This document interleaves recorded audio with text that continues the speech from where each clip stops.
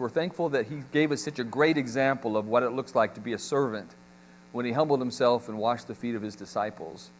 We know that he serves us continually, and he represents us to you, and he washes and cleanses us from our sins on a regular basis when we ask. We thank you for the book of Judges. We thank you for the good examples and the bad examples. We pray that we will learn the lesson that you would have us to learn this morning from the text as we study the last part of Gideon's life and the life of Abimelech.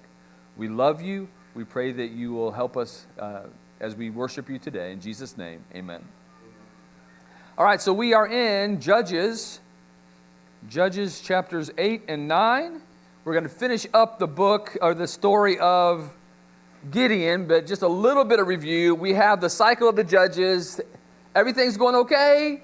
They end up deciding they're going to worship Baal. And when they worship Baal, then God gets frustrated with them, and he sends somebody, some nation, to oppress them to some degree, maybe the entire country or an isolated part of the country.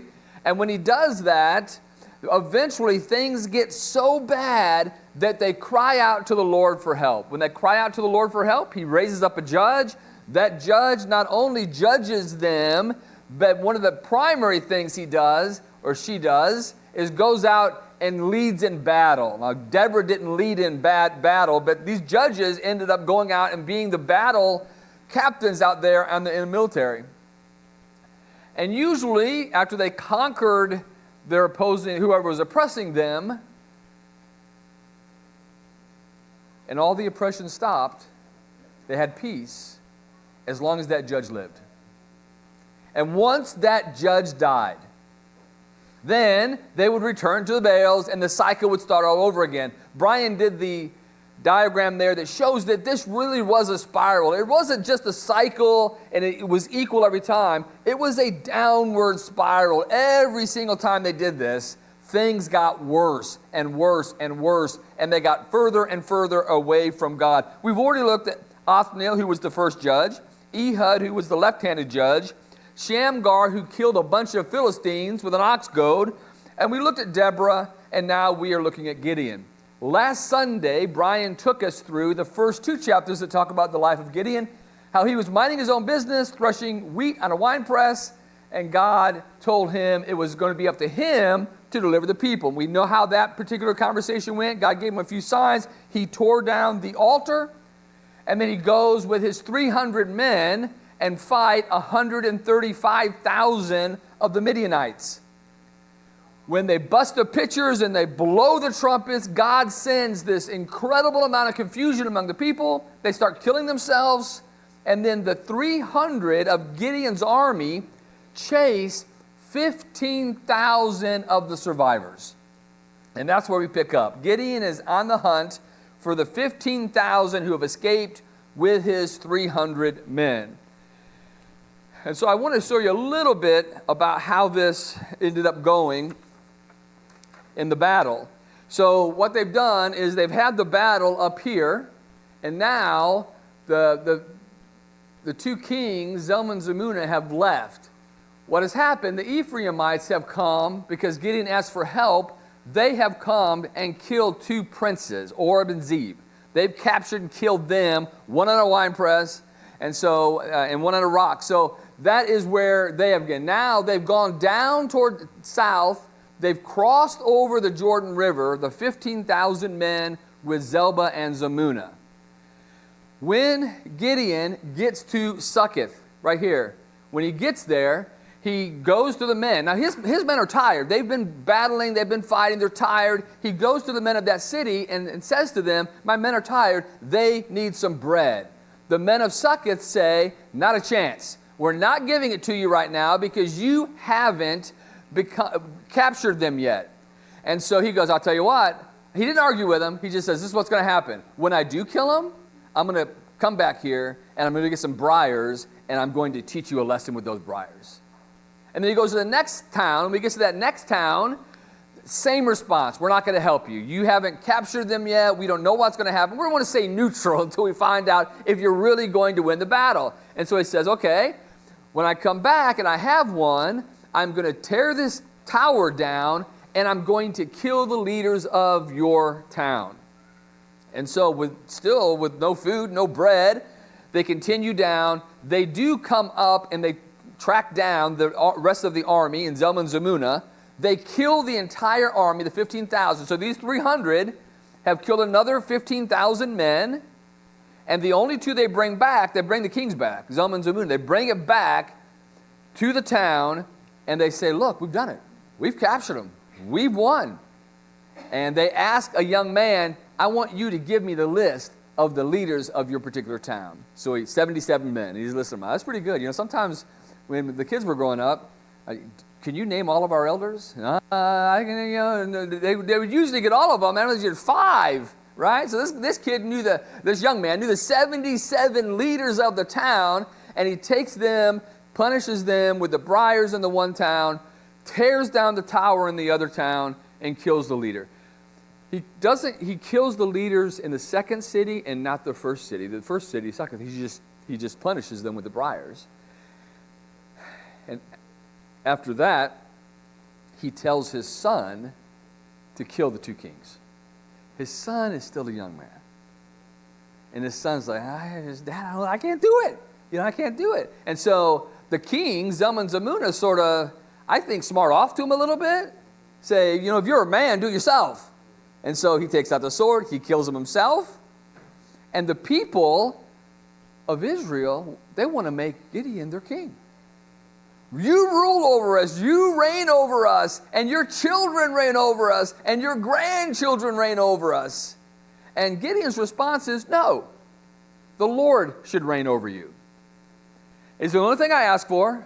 Give me some earrings, give me some gold. He takes the things from the kings, takes things off their camels, and he makes an ephod. Now, ephod, we know that that's used by the priest to communicate with God. They had the stones in there, and they would ask God usually a yes or no question or whatever, however they did that, and they would put out a stone, and that particular stone would either mean yes or no or whatever, however they communicated with God in that direction.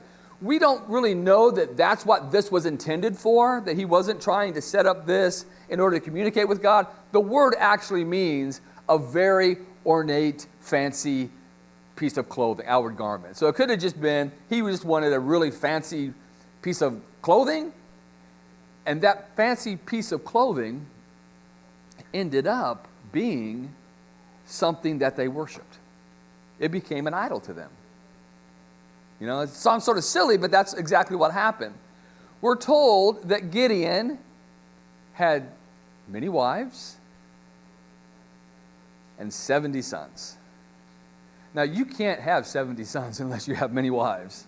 And so I don't know how many wives he had. He had many wives, 70 sons, but he had one son from a lady, a concubine that lived in Shechem.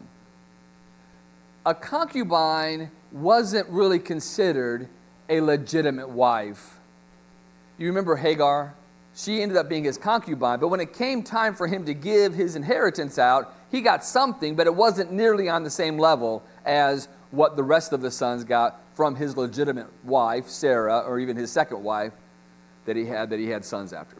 So that's where we're going to stop for right now and answer a couple questions. Hopefully everybody got the questions I sent out to you and had a chance to spend some time dealing with those questions and answering those questions.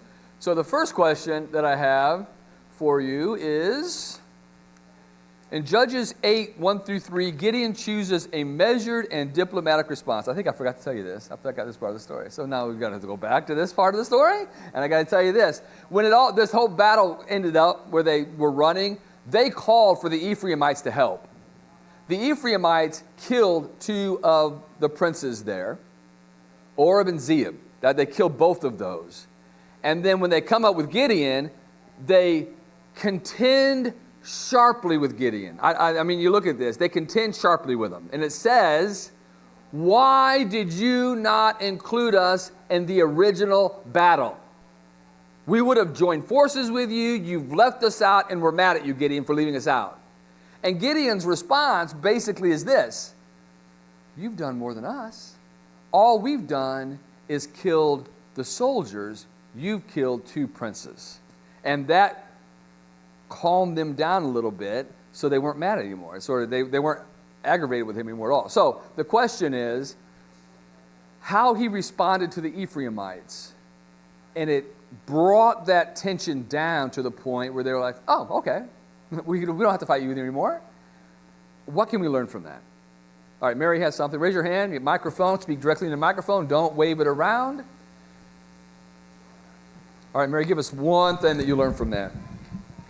Right, one thing that I had to read it a few times, and it was sort of staring me right in the face, but he was not only tactful to them, but he subtly told them that God was responsible for victory, because he said, hasn't God, didn't God help you kill these princes? All right. And, like God had helped Gideon with 300 men. So Gideon was kind of saying, well, it wasn't us that won that victory, it was God. Okay, so in both accounts, God is the one that helped us win. God is the same God helped you capture these two kings. Very good.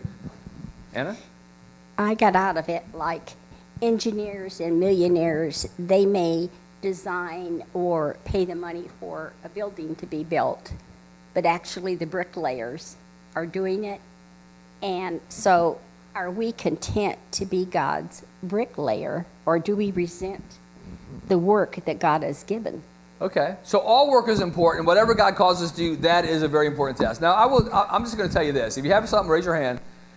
One temptation that we would have in a situation like this is to answer defensively, right? And that's sort of our response sometimes. Sometimes when people come up to me and they want to give me some feedback on a sermon, my response might be, well, I did it because of this. This is whatever. Could you imagine what Gideon could have done? Look, I didn't need more soldiers. As a matter of fact, I had more than I had a bunch, and God told me to get rid of a bunch of them.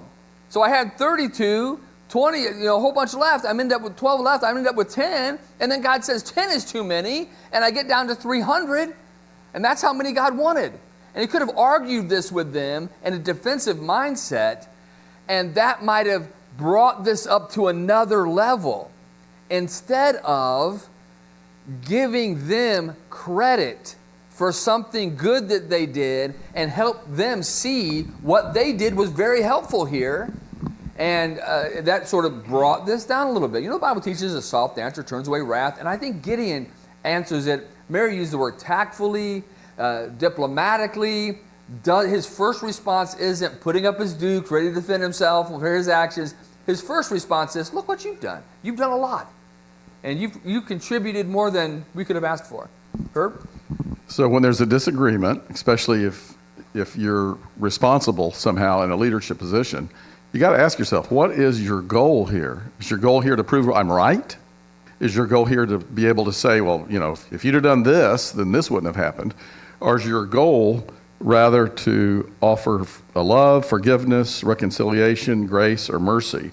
That is, to be like God in the situation. Yeah, very good. And in that situation, it seems like Gideon thought, okay, what would God want me to do? Yeah, and what makes this even more amazing is what has Gideon just done, and what is he in the middle of doing? Is this like a calm respite he's in the middle of, and somebody comes to him while he's taking a nap on his hammock and brings something up? He's in war. I mean, that would have been one of my, I don't have time for you right now. I'm chasing down 15,000 guys trying to kill him. I can't deal with your pettiness right now. He doesn't do any of this. His response is humble. His response does not have an ego to it. He doesn't interrupt them. It seems like he listens to their response and then comes up with this short response back. Hey, you guys have done great things. You've done better things than we've done. Now, is it true that they've done better things than he did? I don't know. But in his mind, you've captured two very important, prominent people, and we've just killed a bunch of soldiers. Joe? Well, he chose to respond in the first place. He could have thought, well, God told me to do this. I don't have to answer to you. Could have brushed him off. And then we couldn't have even had this discussion if he had taken that tack. But he chose the better path for certain. But he could have chosen not to. Absolutely.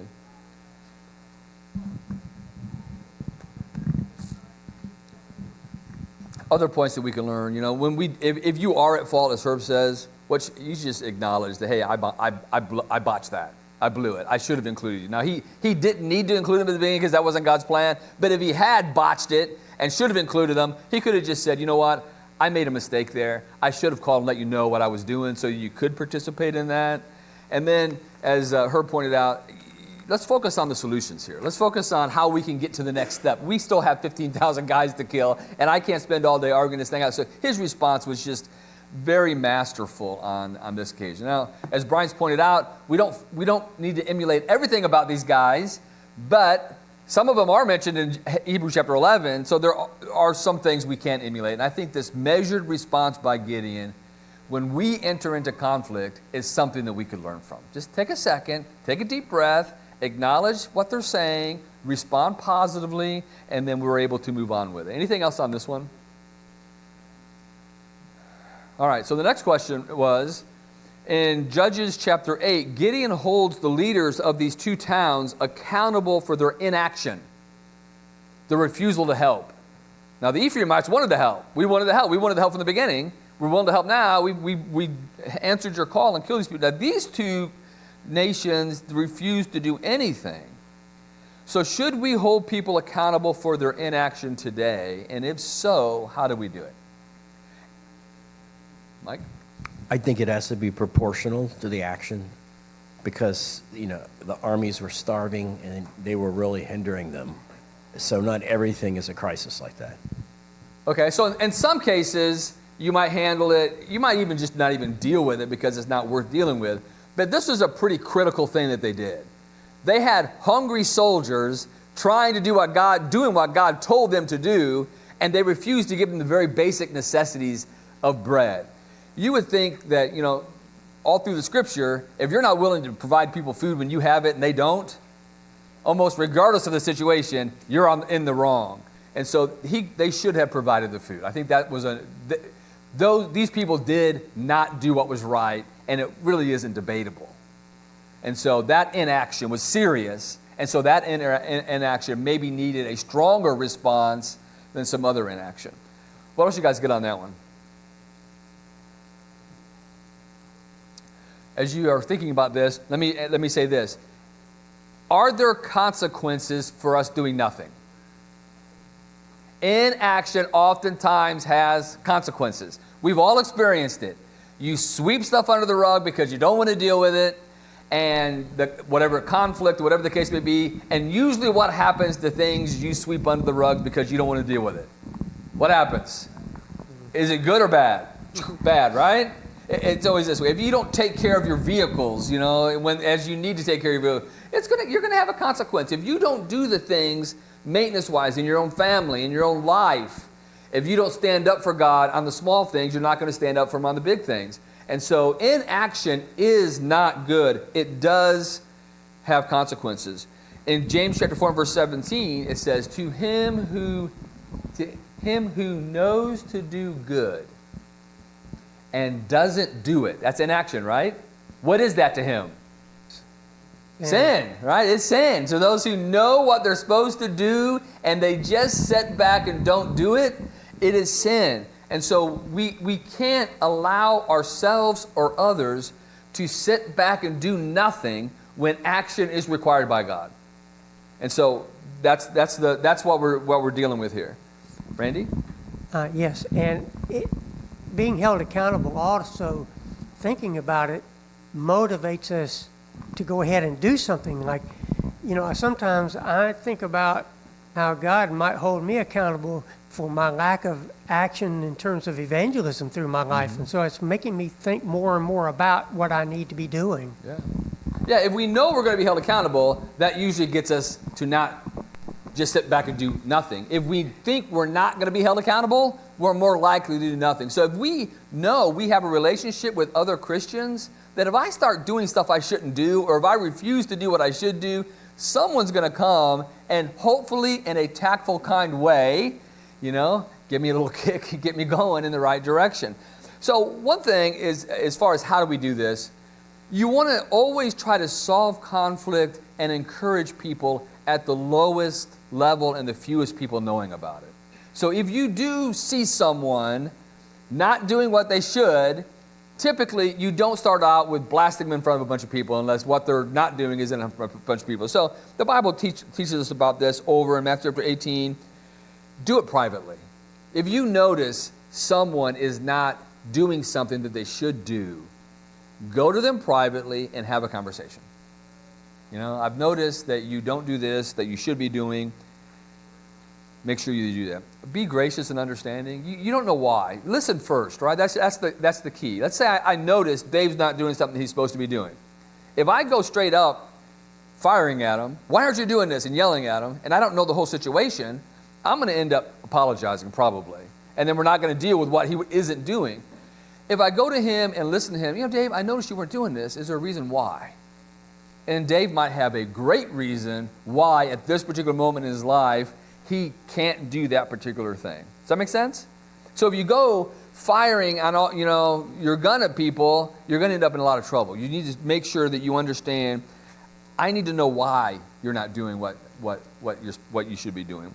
And encourage people instead of condemning people. And even with our kids, with our grandkids, with other people, one of the ways that we do this is make sure that they know what the expectation is, right? So Dave might not know he's supposed to be doing that. And so I go in and tell him, why aren't you doing that? Doing what? I didn't even know I was supposed to be doing that. I didn't know enough to know I was supposed to be doing that. So you need to be very gentle about that. You can use a firm but loving approach, and then lead by example. Hey, why aren't you evangelizing?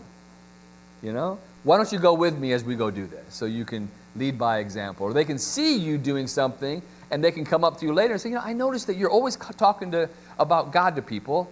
How'd you get, I'm a little intimidated to do that. How did you do that? And so you can lead by example as far as that goes. All right, anybody else have anything on that particular point? All right, Joe has something?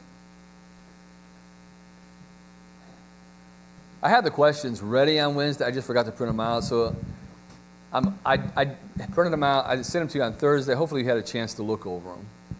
Yeah, So? sometimes even trying to hold people accountable, there comes a time when you have to let it go.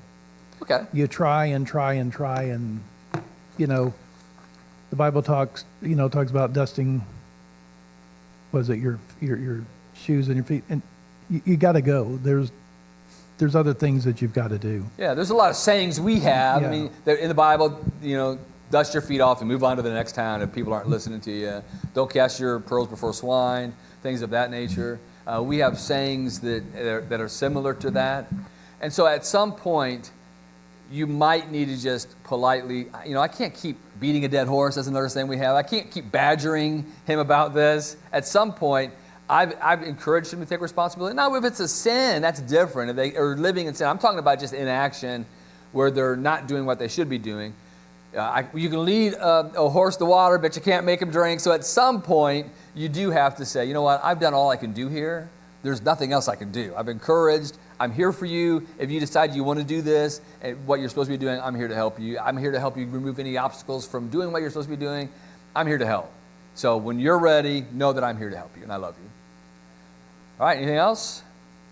All right, so question number 3. Although Gideon declines kingship, and I think that was a good response.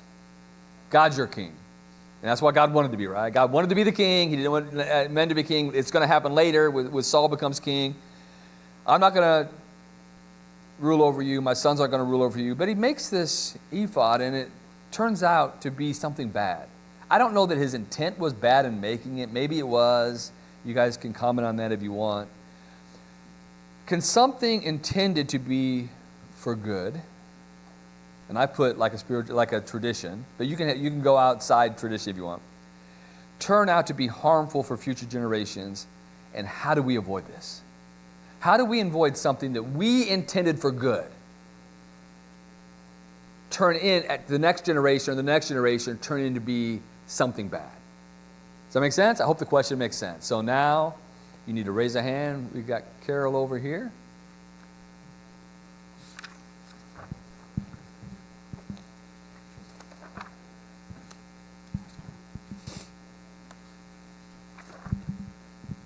In the beginning, you see Gideon building an altar and worshiping God.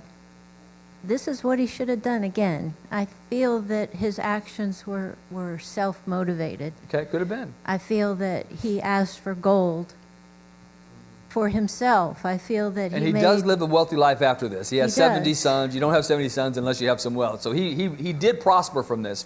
He has personally. forgotten to give the glory to the one who deserves it, and I think he's taken it on for himself. He's forgotten some things that he knew before. Okay, so he forgets who he is, where he came from, and who he was serving, and was selfish in this motivation. The motivation was selfish. So how do we avoid passing on something that we intend for good to turn into something that's not so good for our kids or grandkids? All right, I guess I'm going to have to talk. I don't really want to talk a whole lot, but I'm going to have to. All right. We got Patrick up here. And I think going along with what you said, when the tradition or whatever it is takes the place of the relationship with God, we're substituting one for the other, then it's always destined for failure. I was actually thinking about the example of kind of virtual services that we did during COVID, and that like it was a great thing to do during COVID because it was necessary, and quite honestly, for some of us that have to travel at times, or we have sick kids, like it's a nice thing to have. Okay. But it shouldn't be a permanent replacement for kind of the fellowship that exists with being with fellow Christians. And so if we kind of kept with that of, hey, this is really nice, we can just keep doing it in our pajamas, don't really need to, get dressed up and go to church, like that could have a long-term negative effect by kind of diminishing the fellowship that you have with fellow Christians, even though it was put in with the best of intentions. And I think kind of focusing on, how do we avoid this? It's like there are good things of it, but what are some of the negative parts? And so making sure we take kind of the good while addressing the bad. So we still have it now, and it's great, and it's used, for people that really, really can't be here, or when we have sick kids, it's, very helpful. But at the same time, keeping focused that, like the Bible also tells us that while services are important, the fellowship that comes with it is also very important. Yeah, very good. So if we decided to replace this with this good thing, or if the next generation does, you know what? It's so nice to stay home, and you don't have to deal with people very much, and I don't really care for people anyway. And I can just watch on TV, and I can drink my coffee, and I can eat a little snack. I don't have to worry about the kids misbehaving. I can just, if they're loud. So if this became the new norm or tradition, that would be bad. So how do we stop that from happening? One is clearly lay out that this is a temporary situation, and good in these situations if you're sick or if you're traveling, but it's never meant to replace fellowship and association together. If that's clearly laid out at the front, we're going to do this because we think it's needed now. If it ever becomes where it's not needed, we're willing to get rid of it, but right now we're going to have it, but don't use this for hundreds of years and avoid coming to services together. Bobby? Yeah, I think that it's, like you said, the relationship with God and the gratitude we have for Him, and that all things come from Him. I think we live in one of the most blessed nations, so our ephod could be, hey, go to school, get a good job, build a business, do all those things. I think it's very easy to get stuck in that, and that takes us away from God. And ultimately, we're living by faith here, and all those things come from Him. And I have to remind my kids that all comes from them. I think it's very easy to get sucked into that trap, especially in such a blessed nation that we live in here, and you want to build something, but at the end of the day, it's how you're serving God and Him first in your heart. And I think it's very easy to step away from that. Yeah, very good. So I think Bobby's example is outside the realm of tradition. It's doing something good to build a business or to build a way for your family to have some wealth, and then before you know it, your family might get lazy, or they might become accustomed to things and not work for it, or it draws them away from God, even worse. And so that would be, you have to keep on them and tell them, all this comes from God. He's the one blessing us. It's not me. It's not you. It's God giving it to us. And what does God expect us to do with it when He does give it to us? And keep reminding ourselves and our children of that. And if we don't, then we might raise another generation that forgets about God. And we don't, something good, I want to provide for my family, ends up being something bad to the next generation. And we probably all know families that that's happened to. Herb? Well, eventually Gideon rebuilds the shrine to Baal. And I think this is just a step towards that direction. I don't know if it was the influence of the Canaanites around him. I don't know if it was the pressure of his own people. But it looked like he was just tired of fighting it, and he was just giving in. He was tired of all the wars, and he just wanted to have some peace. And he elevated his own personal peace over the conflict of saying, wait, is this what God wants? Right. And that's what happens, whether it's tradition or anything else. Like you said, oh, it's easy to stay home. When we elevate our personal preferences over what does God want, now we have a problem. Absolutely. And that's, Very I think, what was going on. In a larger, if you go up 10,000 feet from Gideon, I think that was going on. It just a lot of things, pressure or something that was going on, and he just gave up. Have you ever just said, you know, this is not worth it anymore? Before what was pointed out, sometimes you do have to move on. Have you just moved on when you didn't need to move on because it was just too hard to do it? It was just too difficult, too much energy. I'm not doing that. So that can be the case. Here's another couple things. We have to, as a group, understand what is tradition and what God says. If we ever don't understand the two, it is not uncommon for those things to get blended in. It was what happened to the Pharisees, right? The Pharisees were teaching their traditions as coming from God. Well, the next generation just assumed the tradition was from God. And so if we don't make sure that we understand the differences between those two things, the next generation is destined to fail. And I do appreciate some of the things our elders do to avoid that. And if I'm speaking out of turn or I'm incorrect about this, you guys feel free to let me know. Remember, most of us grew up in a situation where the offering was right after the Lord's Supper. And it became almost, when you would ask kids, they would almost blur those things and say, well, really the offering is the third part of the Lord's Supper. All right, Herb said that's what he thought, based on tradition. And so when you get to a situation like that, this isn't good. And so what they've decided to do is somebody get up there, as a matter of convenience, separate and apart from the Lord's Supper, as a matter of convenience, the elders have decided to do the offering here. And that was the first attempt to separate those two things in people's minds. So if that wasn't working out well enough, let's just move it totally separate so people don't get that messed up, that's the tradition that we're going to. And I think that's so important. I mean, what are we supposed to do to the Lord's Supper? What's God command in it? And then what has become our tradition over time? Because you don't want your kids to go someplace and rebuke somebody for doing something that's not wrong. It's just not how they've done it because they don't know the difference between what God has commanded and what the tradition is. So the way that we solve that problem is make sure that we're always aware, this is the teaching of God. This is what we do to follow that teaching. There may be other ways to follow the same teaching, and we have to make sure we know the difference. If we don't know the difference, the next generation is going to be set up for thinking a man-made tradition actually came from God. And we don't want that. Does that make sense? So just teaching about it. All right. So we have, all right, Anne-Marie?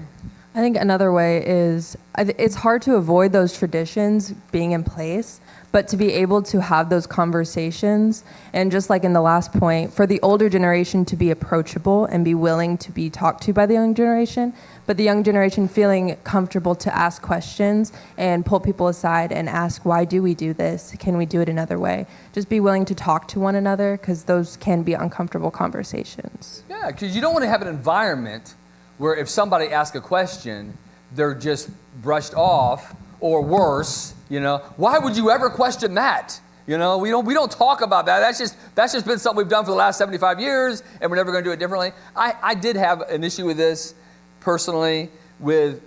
I was encouraging the church where I was that we're going to have to go to a different system of collecting funds. The young generation, they don't have checks.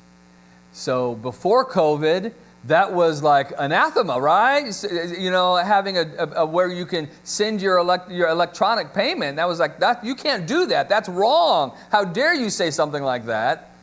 I was like, look, this was the same conversation when checks became available, or whatever the case may be. We have to be mindful. What is the command? It's to give and be generous.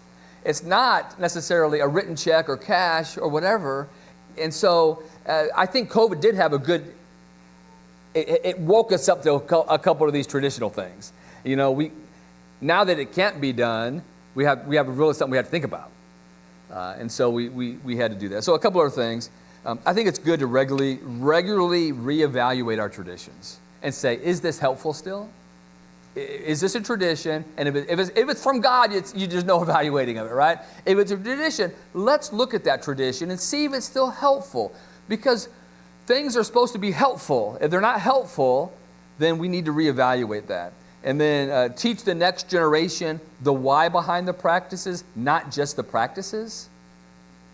I think that's important. And be willing to let a tradition go if necessary. Don't hold on to that tradition. If that tradition is no longer helpful, well, then let's get rid of it. Okay? Let's just get rid of it.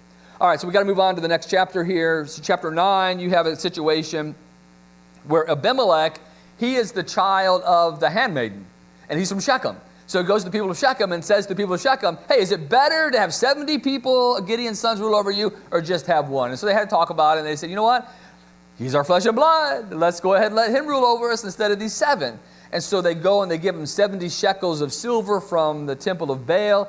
He takes that 70 shekels of silver. He goes and hires these scoundrels, and they go down and they kill Gideon's 70 sons minus one. One, Jotham, escapes. And he goes and he finds out what's happened. He hides. He finds out what happened.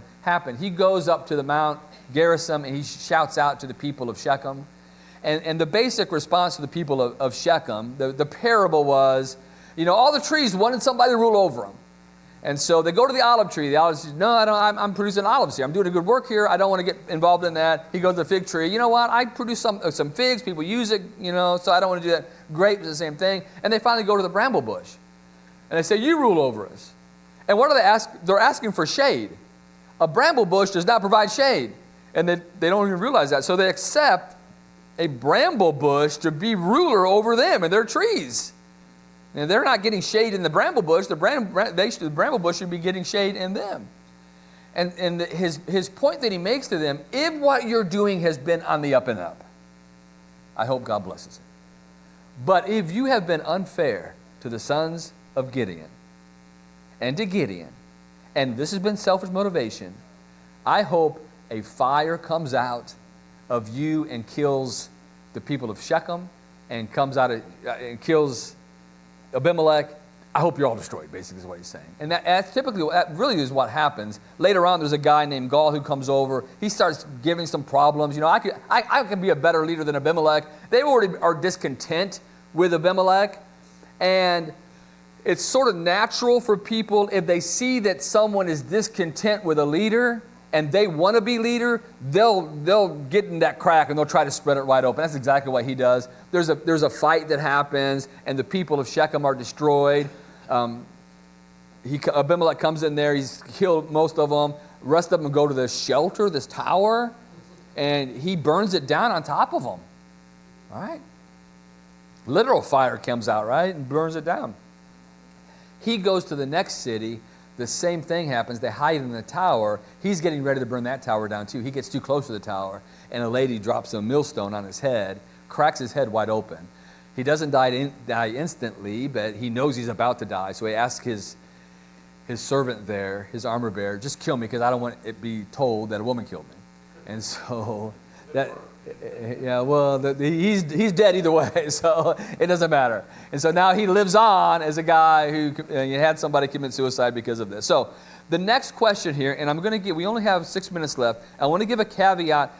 I don't want us to go to politics on these questions. These next two can be political if we're not careful about selecting leaders. I don't want it to go to politics, parties, people, whatever the case may be. But Abimelech uses his family ties and political maneuvering to seize power, even going as far as kill his 70 brothers.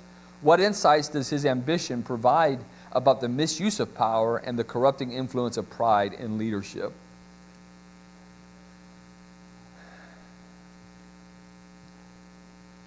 Don't make me sit down over here. All right, Herb's going to say something. It's interesting. Gideon doesn't want to be king. I don't want to be king. My sons don't want to be king. Abimelech wants it, right? He wants that power. And the word Abimelech, his name means my father is king. So he is really emphasizing this idea that you wanted my father to be king, now I should be your king. When you're in a position of leadership, it's just really tempting, if you're not careful, to think, I've got all the answers. Not that I would ever think that in my own situation, but it's really tempting to think, let's just make this easy. If we just do it my way, then everything will work out fine. And that's exactly what's happening.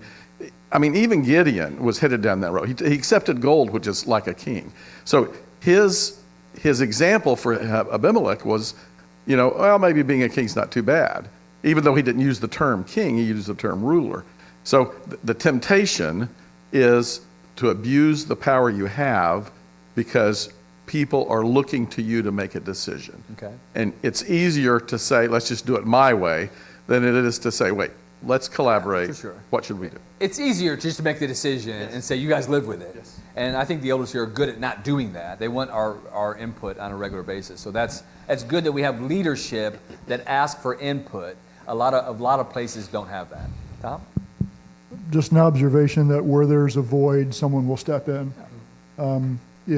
If you are a good man and have God in your life and you're asked to step up, by not stepping up, sometimes that will lead to a situation like this. So we go back to the inaction thing.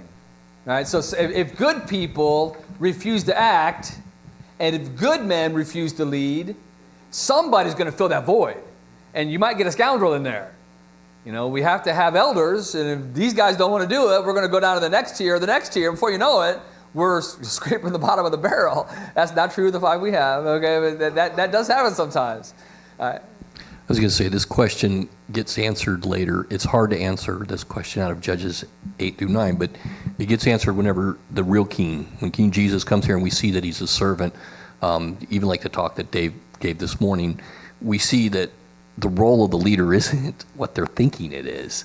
And I agree with Herb, it's a tricky thing, but we constantly have to ask ourselves, how do we be more like servant leaders in this eldership? It's a trap that Satan has laid for a long time. Many men in the Bible fell into it. It's when you see Jesus come, you really start to understand what a leader is. Yeah, very good. Yeah, very good. All right.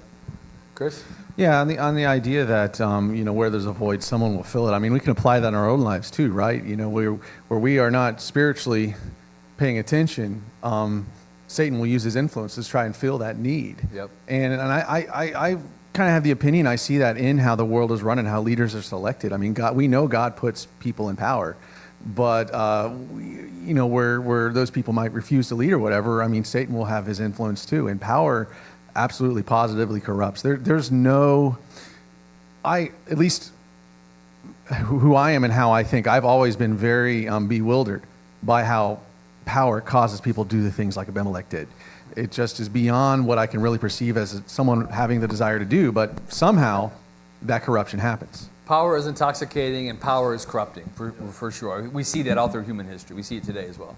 Daniel? If I can steal the line from Spider-Man, with great power comes great responsibility. So with the more power you're getting, the more responsible you have to be with managing that power and understanding that power is controlling over your life. Yep.